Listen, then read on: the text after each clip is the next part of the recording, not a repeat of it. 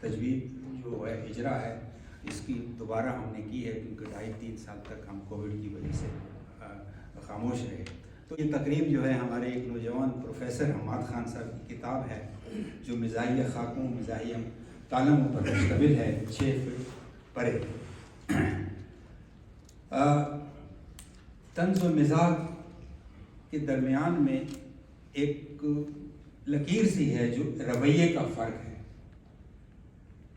سرگودا کے والے ڈاکٹر وزیر آغا کا ایک شعر بھی آپ کو پہلے میں سنا دوں کہ جائیں گے ہم بھی خواب کے اس شہر کی طرف، جائیں گے ہم بھی خواب کے اس شہر کی طرف، کشتی پلٹ تو آئے مسافر اتار کے. وزیر آغا صاحب کہتے ہیں کہ طنز اور مزاح میں جو بنیادی فرق ہے وہ یہ ہے کہ طنز جو ہے وہ نشتر جب ہوتا ہے وہ ناراضگی اور برہمی کا اظہار کرتا ہے، مزاح جو ہے اس میں انسیت ہے، اپنائیت ہے، پیار ہے، محبت ہے. یہ دونوں میں بڑا فرق ہے. اور اس لیے یہ جو ہم مزاح مضامین یا کالم پڑھتے ہیں تو اس سے ہرگز کسی کی تضحیق نہیں ہے بلکہ اس کی توقیر کی جاتی ہے، کیونکہ وہ اس کے اتنے قریب ہوتا ہے کہ اسی کے بارے میں کہا جا سکتا ہے. یہ مزاحیہ باتیں. میرے بہت ہی پیارے عزیز دوستوں، بہت دور دور سے آپ تشریف لائے. یہ پہلی مرتبہ ہے برانکس میں ہم نے ایسی کوشش کی ہے کہ ایک ادبی محفل سجائی جائے، اور آپ کی آمد نے ہمارے حوصلے بہت بلند کیے، اور انشاءاللہ یہ سلسلہ جاری رہے گا. کتاب چونکہ شگفتہ تحریروں پر ہے تو اس میں سے خان صاحب کی فرمائش تھی کہ کریلا سنایا جائے، تو میں کریلا جلدی سنا دیتا ہوں آپ کو. اسی طرح نہیں، ٹھیک ہے، آپ کی اجازت ہے محمد بھائی. بیل پر اگنے والی کھردری صورت اور کڑوے ذائقے والی ترکاری کا نام کریلا ہے. چونکہ کریلے نے اپنی زندگی کا سفر ہندوستان سے شروع کیا تھا، اس لیے اس کا نام بھی ہندی زبان سے تعلق رکھتا ہے. کریلا 14ویں صدی کے آغاز میں چوری چھپے ہندوستان کی سرحدیں عبور کرتے ہوئے اپنی کڑواہٹ پھیلانے چین بھی جا پہنچا. جس طرح سے کوئی سفید پوش اپنی سفید پوشی کا بھرم رکھتے رکھتے خوش اخلاقی کا دامن چھوڑ کر اپنا لہجہ کرخت کر بیٹھتا ہے، بالکل اسی طرح کریلا بھی شاید انسانوں کی نفرت سے اور زیادہ کڑوا ہوتا چلا گیا. کریلا جب سخت غصے میں ہوتا ہے تو سنا ہے کہ نیم پر چڑھ جاتا ہے. نیم پر چڑھنے سے کریلا بالکل اسی طرح سے آلو نہیں بن جاتا جس طرح سے مراسی گھوڑے پر چڑھنے سے شہ سوار نہیں بن جاتا. بہت اچھے. البتہ ایسا کرنے سے کریلا نیم چڑھا مشہور ضرور ہو جاتا ہے. کریلا ایک مذکر سبزی ہے اور اس کی مؤنث اس کی کڑواہٹ کی وجہ سے پیدا ہونا ہی بند ہو گئی ہے.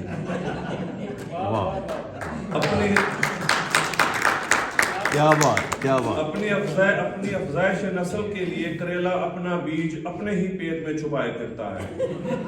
یوں اپنی مؤنث کے نیچے لگے بغیر اپنا الو سیدھا کیے رکھتا ہے.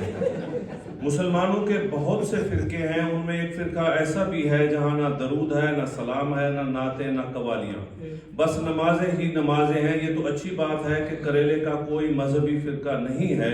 ہاں، اگر کریلا مسلمان ہوتا تو اس کا تعلق یقیناً مسلمانوں کے اسی فرقے سے ہوتا. کریلے کی شناخت اس کی کڑواہٹ ہے اور اسی سے اس کے مزاج اور لب و لہجے کا اندازہ لگایا جا سکتا ہے. چونکہ کریلے کے پاس اترانے کے لیے اور کوئی خوبی نہیں، اس لیے وہ اپنی کڑواہٹ پر ہی اتراتا پھرتا ہے. اسی کڑواہٹ کی وجہ سے کریلے کے تعلقات کھانے پینے کی دوسری چیزوں سے اچھے نہیں بن پائے. کریلے میں میٹھا ڈال دیں یا میٹھے میں کریلے ڈال دیں، کھانے والے بس تو کرتے نظر آئیں گے. آپ میٹھے کو چھوڑ دیں، کریلے کو کبھی گوشت کے ساتھ پکا کر دیکھیں، گوشت پر کڑواہٹ چڑھ جائے گی مگر کریلے میں گوشت کا ذائقہ نہیں آئے گا. کھانے والے بس گوشت کے چکر میں کریلے بھی کھا جاتے ہیں. کریلے کے کسی دشمن نے اس کی کڑواہٹ کم کرنے کے لیے اس کا شکم چاک کر کے اس کے اندر سے بیج نکال کر کیما بھر دیا، پھر دھاگوں سے چاک بند کر دیا اور اسی طرح پکا ڈالا، مگر کھانے والے گواہ ہیں کہ کریلا اپنی کڑواہٹ پر ہی قائم رہا. Very good. क्या बात। गरीब लोगों ने करेले की दोस्ती प्याज, टमाटर, अदरक और हरी मिर्चों से कराने की बहुत कोशिश की, मगर करेला अपनी कड़वी हठ धर्मी पर कायम रहा। क्या बात। करेला ब्लड प्रेशर और शुगर के साथ साथ मलेरिया के मरीजों को दवाई के तौर पर भी खिलाया जाता है। मरीजों को इससे खासा अफाका भी होता है, बस यही बात इसे एवरग्रीन सब्जी बनाती है। और मजे की बात यह है कि ये सावन के अंधों के साथ साथ भादों के आंख वालों को भी हरा हरा नजर आता है। बहुत अच्छा। जिस तरह बास खवातीन के पेट में कोई बात नहीं ठहरती, बिल्कुल इसी तरह करेले के पेट में भी इसके बीज के अलावा कुछ नहीं ठहरता। करेले की खुरदरी खाल को अगर भी गौर से देखें तो ऐसा लगता है जैसे इस पर लिखा हुआ हो बच्चों की पहुंच से दूर रखें। यानी ये सब्जी कुदरती तौर पर चाइल्ड प्रूफ बनाई गई है। करेले की खाल उतारते हुए बड़ी अजीब व गरीब किस्म की आवाजें निकलती हैं, यानी करेला इंसान होता तो बहुत ही बेसुरा होता। इसको काट लो तो अंदर से कोई रस नहीं निकलता, यानी ये एक बेरस तरकारी है। इसका मतलब ये हुआ कि करेला खुदा न खास्ता शायर होता तो ये तरकारियों का जफर इकबाल होता।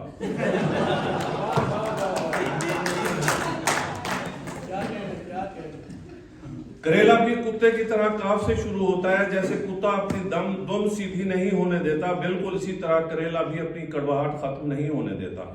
इसी कड़वाहट की वजह से हम करेले को सब्जियों का इमाम गर्दानते हैं और इसका बाकायदा एहतराम करते हैं।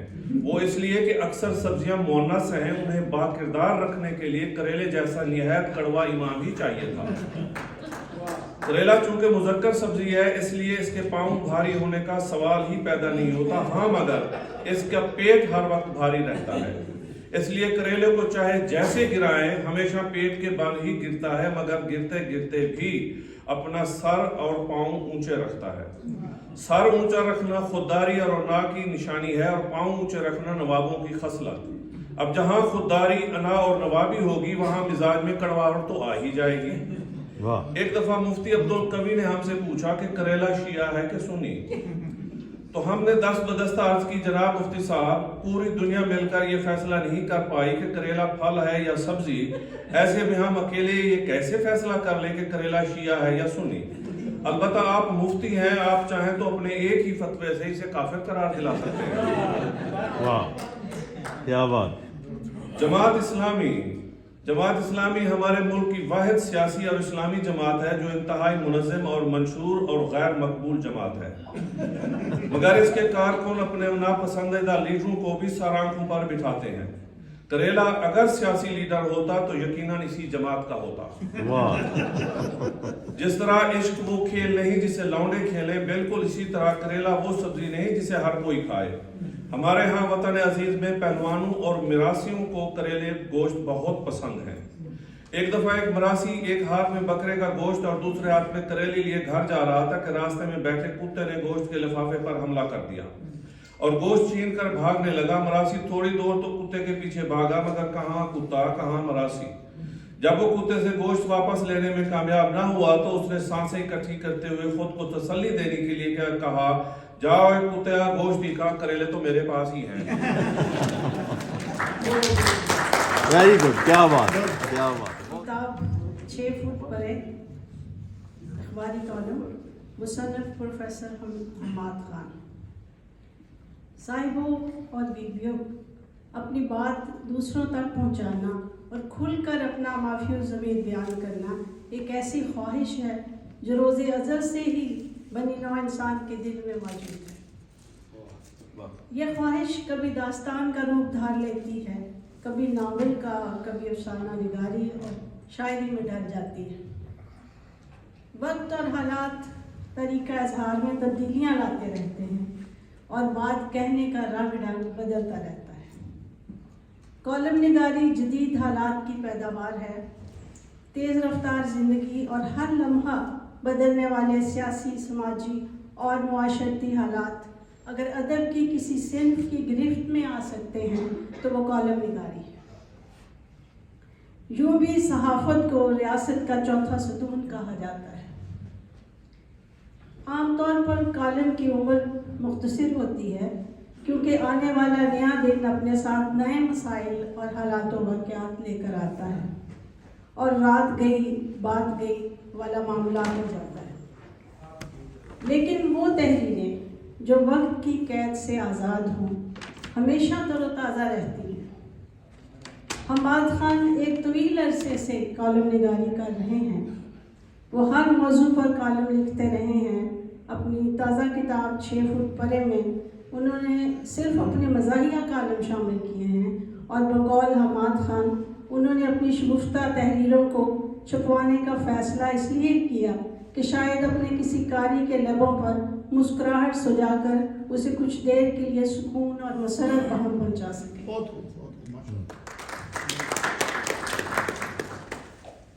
صاحبو، مزاحیہ تحریر لکھنا کوئی آسان کام نہیں، یہ نہایت مہارت اور فنی مشاقی رکھنے والوں کا کام ہے۔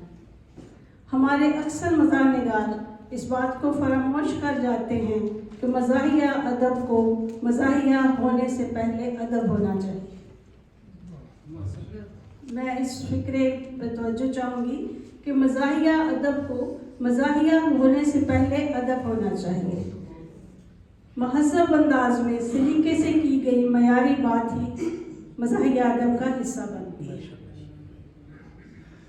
مزاح نگار اپنے شخصی تجربات میں اتنی سہولت سے قاری کو شریک کر لیتا ہے کہ اس کے جذبات و احساسات ہمیں اپنے ہی معلوم ہوتے ہیں۔ بلاغت کی اصطلاح میں سہل ممتنع یہ ہوتا ہے کہ بظاہر بات بہت سہل اور سبک معلوم ہو، لیکن لکھنے بیٹھیں تو بھاری پتھر چوم کر چھوڑ دیں۔ ظریفانہ انداز میں کی گئی بات اپنی اثر پذیری میں بھی دوسری تحریروں سے زیادہ مؤثر ثابت ہوتی ہے۔ بقول ندیم ہاشمی، اس نے ہنسی ہنسی میں محبت کی بات کی، میں نے ادیم اس کو مکرنے نہیں دیا۔ حماد خان کی تحریریں شگفتہ ہونے کے ساتھ ساتھ کاٹدار طنزیہ لب و لہجہ بھی رکھتی ہیں۔ اپنے کالم ایئر ہوسٹس میں لکھتے ہیں، ایئر ہوسٹس ایک کردار ہی نہیں بلکہ معاشرے کی بدذوقی کا ایک ایسا مقدس استعارہ ہے جس کی وجہ سے ہزاروں ملازمین اور مسافروں کا رزق وابستہ ہوتا ہے۔ یہ اس بھولے ہوئے مسافر کی طرح نہیں جو صبح کو گھر سے نکل کر شام کو واپس گھر آ جاتا ہے، بلکہ اس مسافر طیارے کی طرح ہے جو گھاٹ گھاٹ کا تیل پی کر ہفتوں بعد ایئرپورٹ پر اترتا ہے۔ ایئر ہوسٹس جب ہفتوں بعد گھر واپس آتی ہے تو اس کے درجن بھر بچے، نواسے اور پوتے پوتیاں انتظار کر رہے ہوتے ہیں کہ دادی واپس آ کر رات کو پریوں کی کہانی سنائیں گے۔ کیا بات! صحافتی مزاح زیادہ تر وقتی اور ہنگامی نوعیت کا ہوتا ہے، مگر حماد خان اپنے اور قاری کے درمیان ایک ذہنی رشتہ استوار کر لیتے ہیں۔ ان کے لطیف مزاح کا ایک انداز ان کے کالم مہمان خصوصی میں دیکھیے۔ ایک ادبی محفل میں ماضی کے مشہور بھولو پہلوان کو مہمان خصوصی بنایا گیا۔ جب انہیں خطاب کرنے کی دعوت دی گئی تو کہنے لگے، بھائیوں کثرت کیا کرو۔ انہوں نے مزید کہا کہ میں نے دنیا کے بڑے بڑے دنگل جیتے ہیں، لیکن اتنی سانس اس سے پہلے کبھی نہیں پھولی جتنی آج ایک جملہ ادا کرتے ہوئے پھولی کہ بھائیوں کثرت کیا کرو۔ اسی طرح ہر تقریب کا مہمان خصوصی اپنے اپنے شعبے کا بھولو پہلوان ہی ہوتا ہے جو اصل بات بھول کر بہت جلد سانس پھیلا لیتا ہے۔ تقریب زو نمائی بھی حماد خان کا ایک ایسا ہی کالم ہے جس میں کسی کی دل آزاری کیے بغیر ایک حقیقت کی طرف اشارہ کیا گیا ہے۔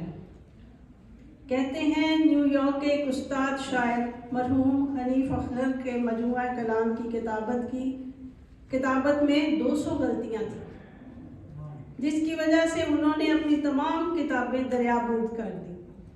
وہیں سے یہ محاورہ ایجاد ہوا، نیکی کر دریابند۔ اس کے برعکس ایک اور شاعر نے جس کی کتاب میں عروض کی بے شمار غلطیاں تھیں، اس نے جب اپنی تمام کتابیں سمندر میں ڈالی تو تمام مچھلیاں باہر آ گئیں اور کہنے لگیں ایک بحر میں دو بے بحر چیزیں ایک ساتھ نہیں رہ سکتی۔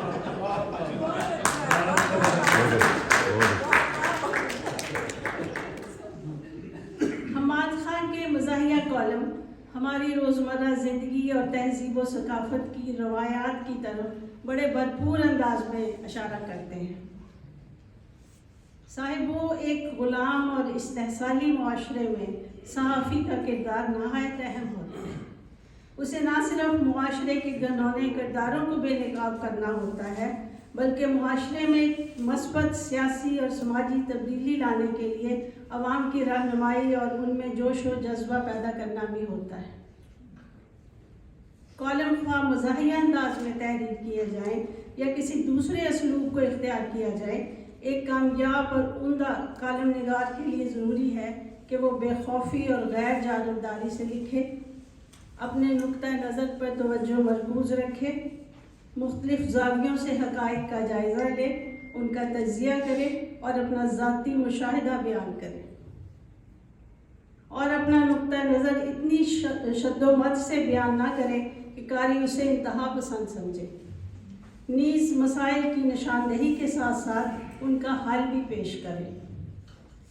اور کالم نگار کا ذاتی کردار بھی ایسا ہونا چاہیے کہ اس کے قلم کو خریدا نہ جا سکے اور وہ زرد صحافت یا یلو جرنلزم سے دور رہے اور اپنے ذاتی مقصد کے لیے کسی کی تضحیک یا دل آزاری نہ کرے۔ اسی میں کالم نگاری کی عظمت اور مقبولیت کا راز پنہا ہے۔ مجروح سلطان پوری کے لفظوں میں دیکھ زندہ سے پرے رنگ چمن رنگ بہار، دیکھ زندہ سے پرے رنگ چمن رنگ بہار، رقص کرنا ہے تو پھر پاؤں کی زنجیر نہ دیکھ۔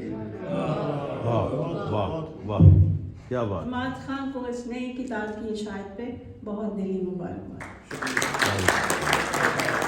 اس مضمون کا عنوان ہے سخن ہائے گفتگی۔ پروفیسر حماد خان نے شاعری کی طرح ظریفانہ نثر نگاری میں بھی روایت کا دامن ہاتھ سے نہیں چھوڑا۔ ان کے فقاہیہ کالموں کے مجموعے 6 فٹ پرے کے مطالعے سے پتہ چلتا ہے کہ وہ جدت طرازی کی تنگنائی میں اترنے سے پہلے روایت کی انگلی تھام کر کٹھن اور دشوار گزار وادیوں کی مسافت کو ضروری سمجھتے ہیں۔ کسی بھی صنف ادب کی روایت کو سمجھے بغیر جدت طرازی کی مارکہ آرائی ناآشنا راستوں کا سفر بن جاتی ہے۔ اب یہ کیسے ثابت کیا جا سکتا ہے کہ 6 فٹ پرے کے مصنف نے ظریفانہ پیرایہ اظہار کے استعمال کے لیے اردو ادب کے مستند مزاح نگاروں کے وضع کردہ اصول و ضوابط سے استفادہ کیا ہے۔ مزاح نگاری کے میدان میں روایت سے رجوع اس لیے بھی آسان نہیں کہ اردو ادب میں اس صنف کی تاریخ اتنی پرانی نہیں جتنی دوسری اصناف ادب کی ہے۔ ظرافت نگاری کی روایت کے بارے میں ڈاکٹر وزیر آغا نے لکھا ہے، کوٹ: مرزا غالب کے بعد اردو نثر میں مزاح نگاری کا اگلا دور اوت پنچ سے شروع ہوتا ہے۔ اوت پنچ نثری مزاح نگاری کے سلسلے میں ایک سنگ میل کی حیثیت رکھتا ہے۔ اوت پنچ اخبار نے اردو زبان میں پہلی بار ایک بھرپور طنزیہ انداز اختیار کیا، اور ایک ایسے وقت میں جب کہ زندگی میں انقلاب انگیز تبدیلیاں پیدا ہو رہی تھی، فضا کو اعتدال پر لانے کی کوشش کی۔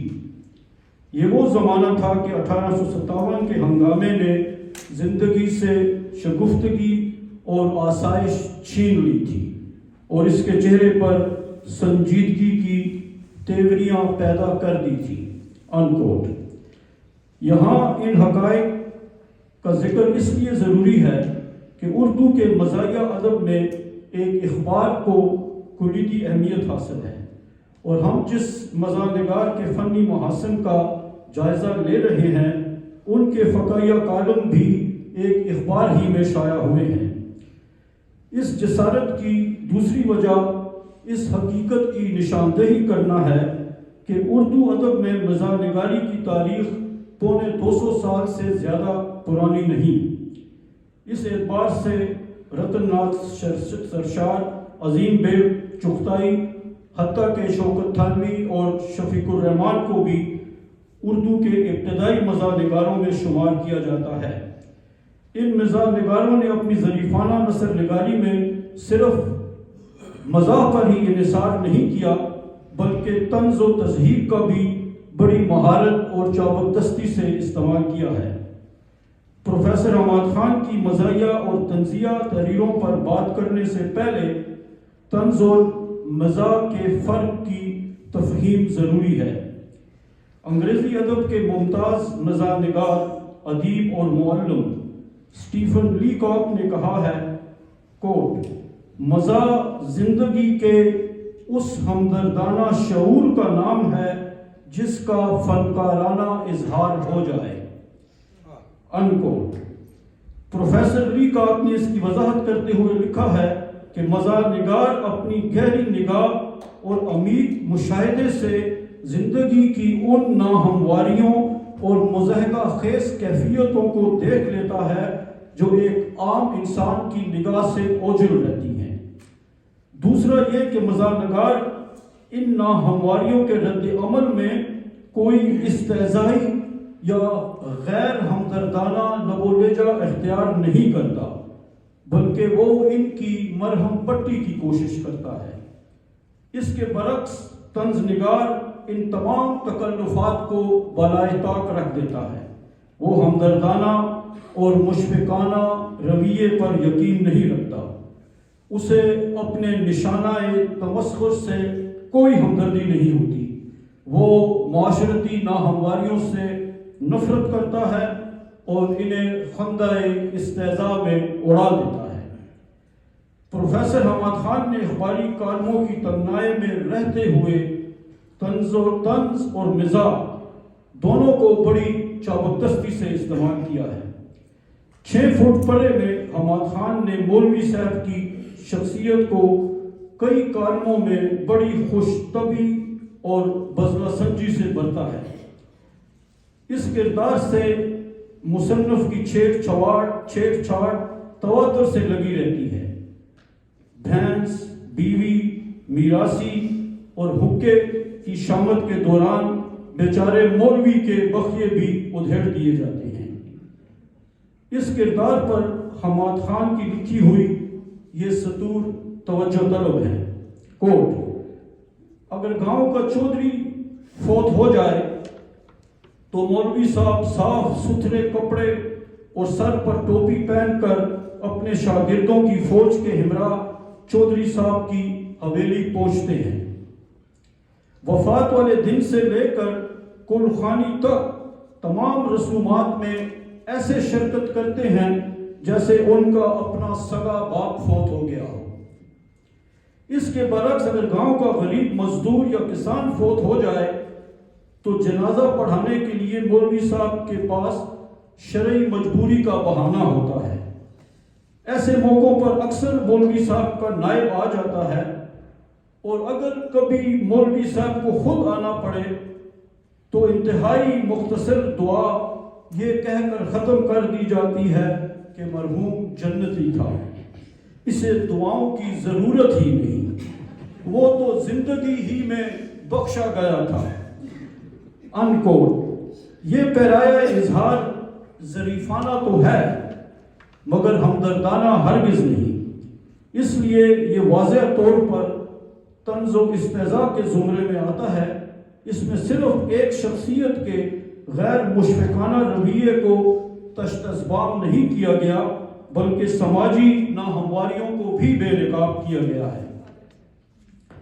6 فٹ پرے کے 40 کالموں کے مطالعے سے پتہ چلتا ہے کہ صاحب تصنیف کے ظریفانہ انداز تحریر پر مزاح سے زیادہ طنز کا عنصر غالب ہے۔ یہ کوئی اچنبے کی بات نہیں، اردو ادب کے اکثر مزاح نگاروں نے زیادہ طنزیہ پیرایہ اظہار کو ترجیح دی ہے۔ حماد خان جب اپنے طنز و تمسخر کے جوہر کو بروئے کار لانے کا عزم کرتے ہیں تو پھر ان کا قلم ایک زکن بھرتا ہے اور حریفوں کے بخیے ادھیڑ کر رکھ دیتا ہے۔ مثال کے طور پر ایئر ہوسٹس کے سراپے پر آتش و آہن برساتے ہوئے حماد خان نے لکھا ہے کو PIA واحد فضائی کمپنی ہے جس میں ایئر ہوسٹس کی انتہائی عمر مقرر نہیں۔ یہی وجہ ہے کہ قیام پاکستان کے وقت کی ایئر ہوسٹسیں اب تک تندہی سے اپنے فرائض انجام دے رہی ہیں اور گواہی دیتی ہیں کہ انہوں نے مسٹر جناح کو اپنی آنکھوں سے دیکھا ہے۔ ایسی ایئر ہوسٹسیں تبت کریم اور بالوں کو لمبا کرنے والی کریموں پر زیادہ بھروسہ کرتی ہیں۔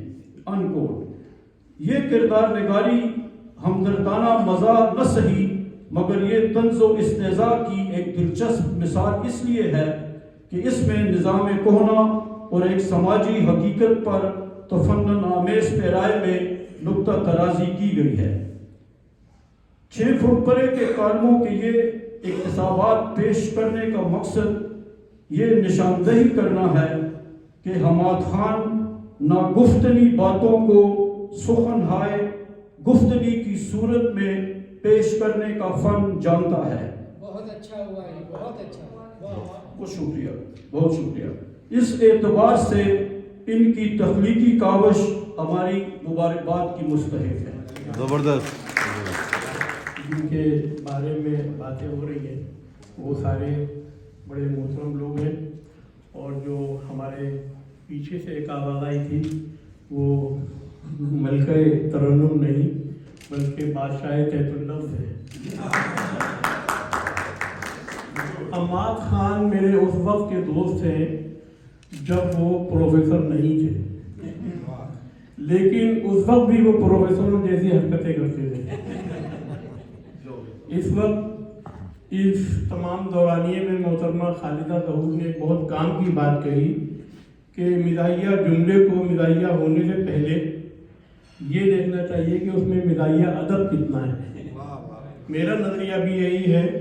سوال یہ نہیں کہ ان کی کتاب میں، ان کے کالموں میں کتنے قہقہے ہیں، کتنی ہنسی ہے اور یہ کتنا لوگوں کو ہنساتے ہیں۔ وہ مزاحیہ نثر ہو، کالم ہو یا مزاحیہ شاعری ہو، سوال یہ ہے کہ قہقہوں کے ساتھ اس میں نازک خیالی، کونا مشقی اور اثر انگیزی کتنی ہے۔ اگر قہقہی ہمارا معیار ہوتا، ہنسانا ہمارا معیار ہوتا تو ہمارے معاشرے میں معین اختر اور عمر شریف بہت بڑے رائٹر ہوتے ہیں۔ تو میں پورے وصول سے یہ بات کہہ سکتا ہوں کہ یہ تمام خصوصیات جناب حماد خان کی کتاب اور ان کے کالموں میں موجود ہیں۔ آج سے تقریباً 2 دہائیاں پہلے جب وہ اخبار میں کالم لکھتے تھے تو یہی جو ابھی انہوں نے کالم سنایا ہے کریلا اور پہلوان اور مولوی مختلف، تو پڑھ کے میں نے ان کو کہا تھا کہ آپ اپنی صلاحیت ظاہر نہیں کریں، شاعر تو آپ ہیں لیکن یہ صلاحیت بھی ظاہر نہ کریں، اس کو آپ بڑھائیں۔ پھر انہوں نے کووڈ کے درمیان کچھ آرٹیکل لکھے، اسی حوالے سے یہ نام رکھا 6 فٹ پرے۔ تو ایک بات اور آخر میں کہنا چاہتا ہوں کہ ایک اچھے شاعر کو ناکام نثر نگار اور کامیاب نثر نگار کو ناکام شاعر بننے میں دیر نہیں لگتی۔ دیکھا گیا ہے کہ دونوں گاڑیاں ایک ساتھ نہیں چلتی۔ پاکستان میں، ہندوستان میں دیکھ لیں، اگر کوئی شاعر ہے اور اس کے ساتھ افسانہ نگار بھی ہے تو اس کی ایک ہی پہچان ہے۔ تو ایک واقعہ یاد آیا، جب میں نیا امریکہ آیا، نیو یارک ایک سب وے میں ہمارے پرانے کراچی کے ایک بدماش مجھے مل گئے۔ بہت بڑے بدماش تھے، ان کی ہیبت تھی میرے اوپر، 1 منٹ میں وہ گولی میں بند کر سکتے تھے۔ تو انہوں نے مجھ سے پوچھا کہ آپ کی شاعری کیسی چل رہی ہے؟ تو میں نے کہا ٹھیک چل رہی ہے لیکن ویسی نہیں چل رہی۔ کہنے لگے یہاں ہماری بدماشی ہے، ویسی نہیں چل رہی، تمہاری شاعری کیسے چل رہی ہے؟ تو میں کہنا یہ چاہتا ہوں کہ یہاں حماد خان کی نثر نگاری بھی چل رہی ہے، شاعری بھی چل رہی ہے اور بدماشی بھی چل رہی ہے۔ انہوں نے ابھی تک، میں نے کالم تو کہیں پڑھے ہیں لیکن ابھی تک مجھے اپنی کتاب نہیں دی ہے، اس پر دلاور فگار کا ایک شعر ہے کہ ہم نے تو صرف سونگ لیا ہے گلاب کو، ہم نے تو صرف سونگ لیا ہے گلاب کو، آگے وہ جانے جس نے پڑھا ہو کتاب کو۔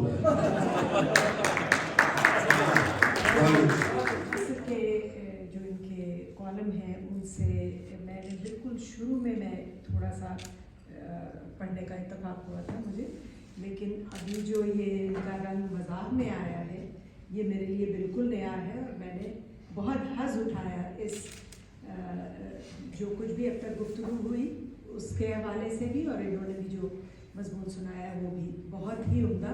میری طرف سے بہت بہت مبارک۔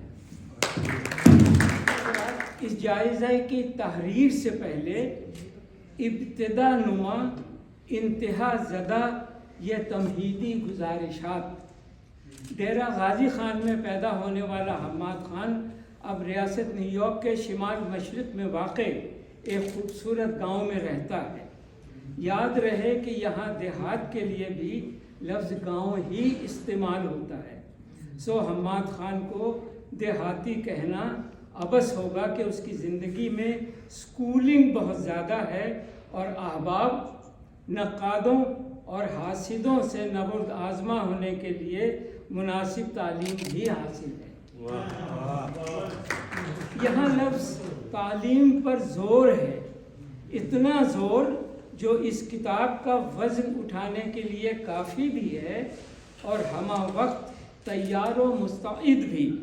یہ لکھاری ایک سچا پکا دیسی ہے، وہ دیسی جو عمر کے ہر حصے میں اپنا بچپن اپنی بلوغت میں پروئے رکھتا ہے۔ وہ اگر چاہتا تو اس کتاب کا عنوان اس طرح بھی مقرر کر سکتا تھا، 6 فیٹ پرے، لیکن اس نے عمدن ایسا نہیں کیا۔ یہ انگریزی زبان کے ایک عام سے ایک لفظ فٹ کی غلطی نہیں، یہ تو اس کے بچپن کے ایک رخ کا اعلان ہے۔ پاک و ہند میں اپنا بچپن گزارنے والے ہم انگریزی دان دھڑلے سے یہی کہتے ہیں، ہم انگریزی والی انگلش بولتے ہیں۔ اگر یہ اعلان حرز جان نہ ہوتا تو انگریز قوم ہمارے گلے میں آزادی کا طوق کبھی نہ ڈالتی۔ اس ضمن میں یہ خوراک بھی آسانی سے ہضم کر لیجئے کہ گوال منڈی لاہور میں جوان ہونے والا اس جائزہ نگار نے بھی تمام عمر پنجابی نما اردو شاعری کی، اور تو اور نیو یارک شہر میں 42.5 برس انگریزی پڑھانے کے بعد بھی عزت آمیز ہوا۔ چیخو اس سرخ روئی کا ایک منطقی سبب، طلباء اور طالبات انگریزی تو نہ سیکھ سکے، ہاں پنجابی میں خوب رواں ہو گئے۔ وہی مقولہ زبان یار من ترکی و من ترکی نمی دانم۔ اس کتاب کا قافلہ نیو یارک کے ایک موڑ پر رک کر دم لیتا ہے، خود کو آئندہ سفر جاری رکھنے کے لیے۔ اب ہم ان گزارشات سے کنارہ کش ہوتے ہیں۔ یاد رہے کہ اس 2 لفظی ترکیب میں شامل کاف کو زیر نامی اعراب کے ساتھ معزز بنایا جاتا ہے، یعنی کنارہ کش۔ بالفاظ دیگر وہی محبت والی بات۔ اس لفظ میں شامل میم پر پیش ہو یا زبر، اس کے اثرات سے مارا محب ہر جگہ ہر حال میں فرقت زدہ، کرب نما اور دید خواہاں ہی نظر آتا ہے، اور تو اور وہ خود ساختہ جنون کو اپنے سر پر بٹھا کر اپنے دل میں بسا کر بھی وصال میں بھی فراق کا چہرہ تراش لیتا ہے۔ آپ کو اس کتاب میں تراش اور خراش کے بہت سے نمونے مل جائیں گے اگر آپ خود کو خود کی نظر سے دیکھ سکتے ہیں۔ واہ کیا بات، کیا بات۔ اس کتاب میں فقاہیہ مضامین ہیں۔ فقاہیہ کا لغوی معنی تو ہے خوش طبع کرنے والا۔ یہ معنی منظر ہے. قاری پر یہ امر بھی لازم ہے کہ وہ خود کو اس لفظ کے پس منظر میں تلاش کرے اور لغوی معنی سے آگے جانے والے راستے کے نشیب و فراز سے بھی آگاہ ہو. کیوں؟ خوش طبعی کو منظر کا نام دیجئے اور پس منظر کو فکر کا نام دیجئے. کیا بات. اچھا فقاہیہ وہی ہے جو قاری کو خوش طبعی کے ساتھ ساتھ فکر کی امواج کا شناور بنائے. حماد کے اسلوب فقاہیہ نگاری میں زیر لب مسکراہٹ کے ساتھ ساتھ لبریز بادلوں سے مرہون معنی آفرینی اور خود آگاہی کے باعث تہذیب و تمدن کے ضمن میں لرزاں اشکوں کی رمجھم بھی ہے.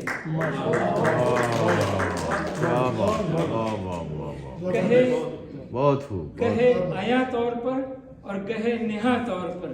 لہذا عام قاری ایک طرف، خاص قاری پر بھی یہ لازم ہے کہ وہ مجوزہ بیانات کا مطالعہ ژرف نگاہی سے کرے. ژرف جینیس.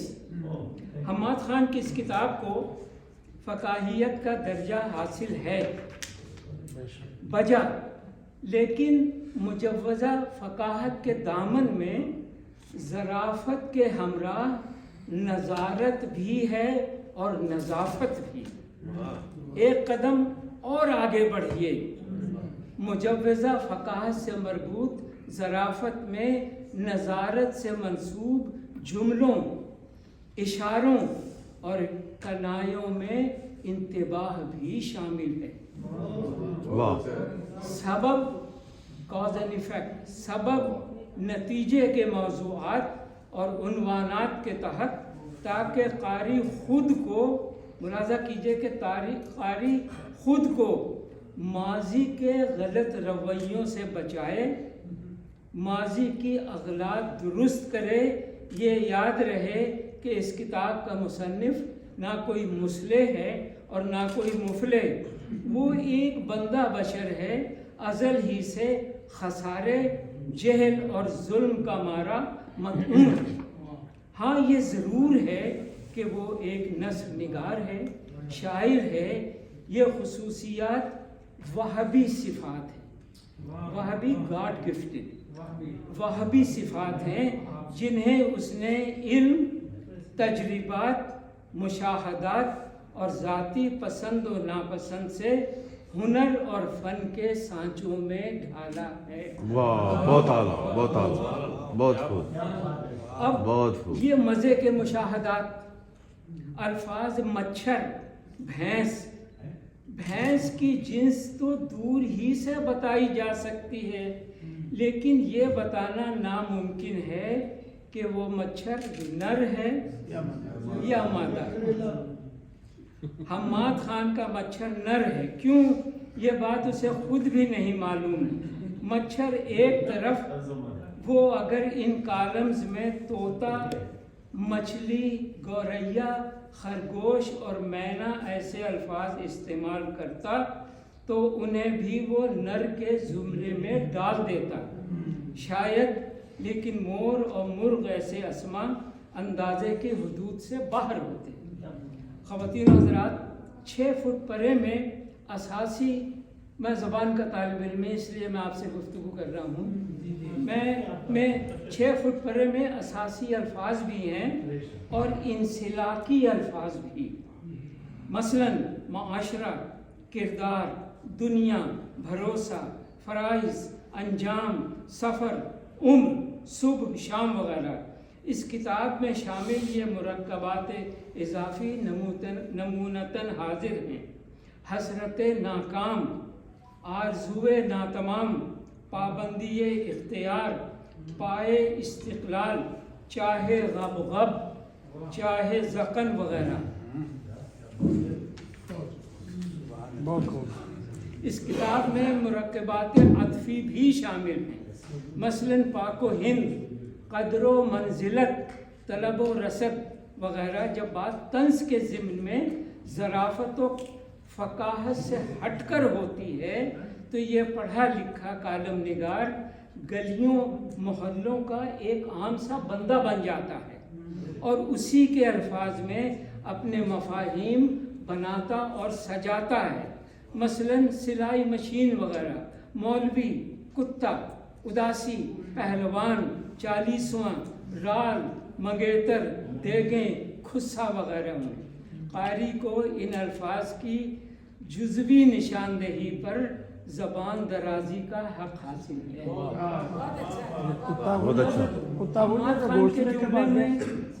حماد خان کے جملوں میں روانی بھی ہے اور فراوانی بھی.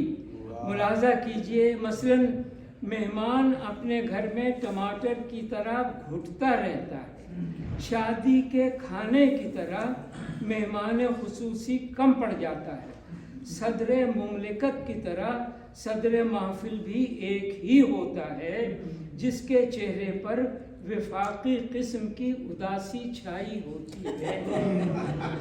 ہم بھینس بننے سے باز نہیں آتے، کتے کی دم کبھی سیدھی نہیں ہوتی. دوست ہونے کے لیے ہم خیال ہونے کے ساتھ ساتھ ہم حال ہونا بھی ضروری ہے. جہاں زمین وہیں آسمان، آسمان ایک سچے اور ایک پکے عاشق کی طرح موسیقی کا بھی دل دادا ہے. جرابیں اپنی صفائی کی قربانی دے کر بھی پاؤں کو گندگی سے بچاتی ہیں وغیرہ وغیرہ. یہ مثالیں مشاہدات سے منسوب ہیں بجا، لیکن ذرا ان کے معنوی دائرے سے باہر نکل کر افہامی شاہراہ پر گامزن ہو کر منظر کو پس منظر کی غائر نظر سے دیکھیے. افہامی شاہراہ پر گامزن ہو کر منظر کو پس منظر کی غائر نظر سے دیکھیے اور خود کو یہ باور کرائیے کہ ان مشاہدات کو علائم کا نام دیا جا سکتا ہے. علائم علامت کی جمع ہے. حماد خان کی ایک دل لگی تو یہ ہے کہ وہ مشاہدات اور تجربات کی بنیاد پر نثر نگاری کا حق ادا کرنے کی سعی کرتا ہے. اس کی دوسری دل لگی یہ ہے کہ وہ شاعر بھی ہے. بالفاظ دیگر اس کی زندگی میں سکون نہیں، صرف حرکتی ہی حرکت ہے، سانسوں کی طرح متواتر. وہ فکر کی آگ میں روز و شب جھلستا رہتا ہے. اس کی زندگی میں برف کا ایک اور نام بھی ہے شعلہ. یہ شعلہ کرب آگہی ہے. خود آگہی ہو یا جہاں آگہی، وہ تحریر کا اسیر ہے. وہ اپنی اسیری کا اعتراف بھی کرتا ہے اور اعلان بھی، اور کبھی نثر کی صورت میں اور کبھی نظم کی صورت میں وہ اپنی ذات اور کاوشات کو خود ساختہ مزاح اور گہے طنز کا ہدف بناتا ہے تاکہ دنیا کے سامنے اپنی تحریریں مؤثر صورتوں میں پیش کر سکے، خود کو کم تعداد والوں میں شمار کروانے کا فخر حاصل کرے، بھرے جیتے جاگتے میلے میں بھی یکو تنہا نظر آ سکے. اس ضمن میں اس کی تگ بھی اور دو بھی بہت حد تک کامیاب ہے. ایک زمانہ تھا جب ہندوستانی غلام اپنے انگریز آقا ہی کے ملک انگلستان کے نام سے نا آشنا تھے. ان کے نزدیک یوکے صرف ایک ملک تھا. انہیں یہ معلوم نہ تھا کہ آئرلینڈ اور اسکاٹ لینڈ بھی انگلستان نامی راجدھانی ہی کے باقاعدہ حصے ہیں. وہ آئرلینڈ اور اسکاٹ لینڈ والوں کو بھی ان کے بالکل الگ تشخص کے باوجود انگلستانی کہتے تھے. اس ضمن میں یہ مثالیں ملاحظہ کیجئے کہ عمر خیام کی فارسی روایات کا انگریزی زبان میں مترجم ایڈورڈ فٹس جیرلڈ ایک آئرش مستشرق تھا جسے اردو والے انگریز کہتے تھے اور آج بھی انگریز کہتے ہیں. حفیظ جالندھری، ڈاکٹر محمد بن تاثیر اور فیض احمد فیض کی بیگمات بھی آئرش تھیں. اس زمانے میں آئرش لوگ اس انگلش راجدھانی کے کمین تھے جن کی نہ کوئی پوچھ تھی اور نہ اردو زبان کی تاریخ میں. یہ تمہیدی تذکرہ ضروری ہے کہ اس وقت اردو میں ڈاکٹری کی اسناد انگلستان ہی کی یونیورسٹیاں جاری کرتی تھیں. وقت بدلا، زمانہ بدلا، ہندوستان آزاد ہوا، پاکستانی ایک نیا ملک 14 اگست 1947 کو معرض وجود میں آیا اور ہم آج بھی 14 اگست کو یوم آزادی پاکستان ہی کہتے ہیں. آپ آرام سے پڑھیں، ہمارے پاس 11 بجے تک کا. اور میں ختم کر رہا ہوں، اس فقرے پہ ذرا غور کیجیے. ہم آج بھی 14 اگست کو یوم آزادی پاکستان ہی کہتے ہیں. پاکستان نامی ملک کبھی بھی غلام نہ تھا. یہ ایک جہالت ہے کہ ہم اس ملک کے لیے آزادی کا لفظ استعمال کرتے ہیں اور کرتے رہیں. اس توجیہ کا مقصد نثر اور نظم میں الفاظ کا استعمال درست انداز میں کیا جائے، نشست و برخاست کے ساتھ. اور یوں نظر آتا ہے کہ حماد خان کے اسلوب نثر نگاری میں یہ اہتمام اچھا ہے.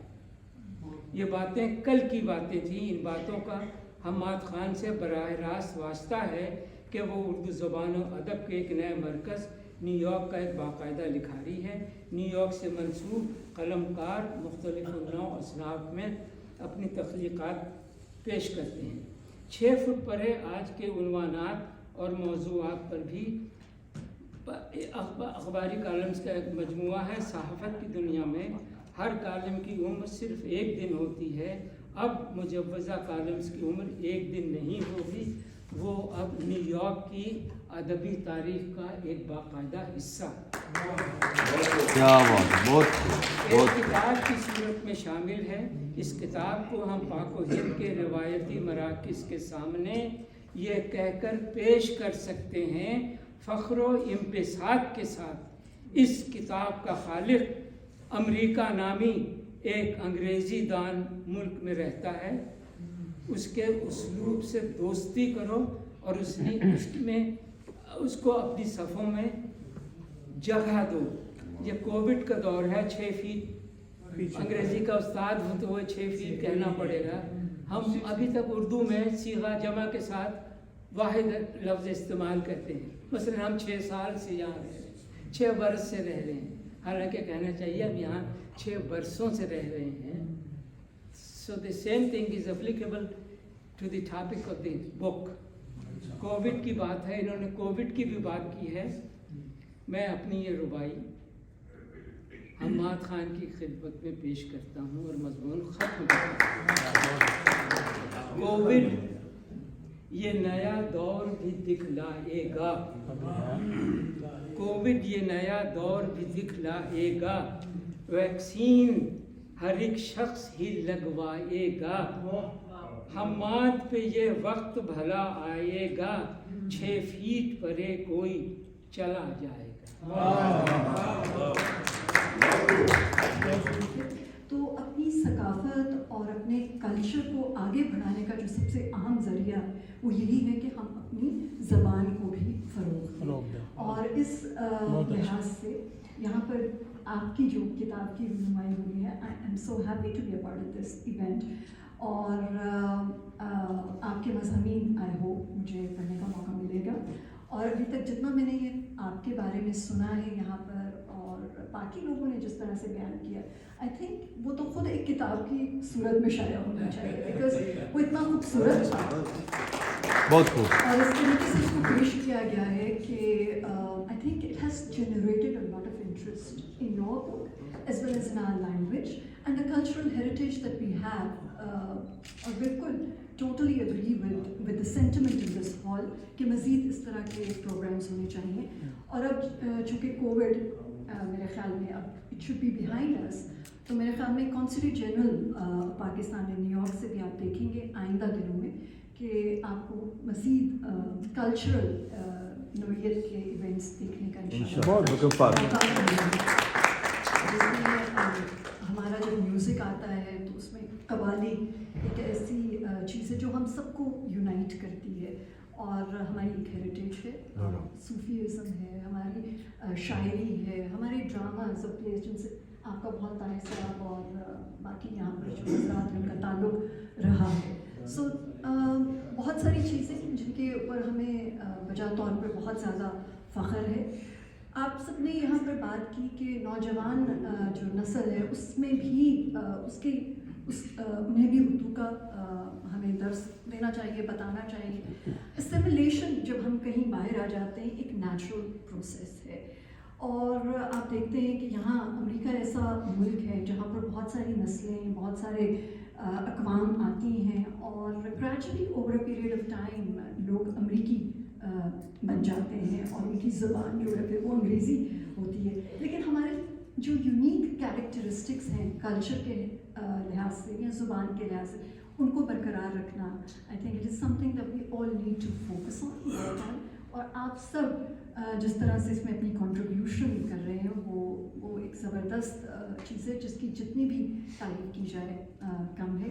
मैं आपका शबीर गुल साहब बहुत शुक्रिया अदा करना चाहती हूँ। ब्रॉन्क्स कम्युनिटी सेंटर का आप भली साहब, भट्ट साहब मैं देख रही हूँ और अपने खाबर बेग साहब हैं यहाँ पर, बाकी लोग जो डिफरेंट बरोज से यहाँ पर तशरीफ़ लाए हैं, to have this event you know, on a Friday evening on a very, very cold night, to discuss something that is so literary and in a language that is not spoken in this country is a unique event in itself.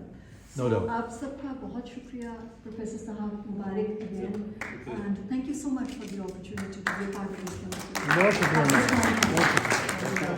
पढ़ने वाले पे असर करती है और गहरा असर छोड़ जाती है। शायरी जो है वो फौरी असर करती है, आपके दिल में उतर जाती है। तो अब जो है वो आपके दिल गर्म करने का एक एहतमाम है इधर, और जिस तरह से एक बड़ा